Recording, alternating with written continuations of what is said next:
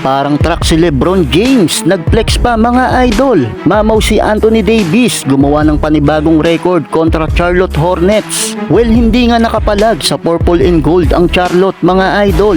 Maagang nag-init ang Lakers sa first quarter. Tinambakan nila agad ang home team sa pangunguna ni Anthony Davis na maagang naghalimaw. Nagtala siya ng 21 big points and 11 rebounds sa opening quarter pa lang at nakagawa siya ng record bilang by becoming the first player since 1996 na nakapagtala ng 21 points, 11 rebounds in a single quarter. Hindi nga nila pinaporma ang Charlotte Hornets sa mismo nilang home court kung saan buong first half hanggang second half ay hindi man lang nga nila ito pinatikim ng kalamangan. Parang truck na rumaraga sa si LeBron James, nagflex pa sa harapan ng kalaban. Nadali pa ng injury si LaMelo Ball sa early quarter matapos niyang hindi sadyang matapakan ng paa ni Jared Vanderbilt. Diretso locker room si LaMelo at hindi na nga nakabalik pa sa laban. Well, pinilit pa naman ng Charlotte na makapag-comeback sa last quarter sa pangunguna ni Miles Bridges, Josh Okogie at Josh Green na bumuhat sa opensa na ibaba pa nga nila sa single digits ang kalamangan ng Lakers. Yun nga lang, sa dulo ay hindi na pumayag ang purple and gold na makapag-comeback pa sila.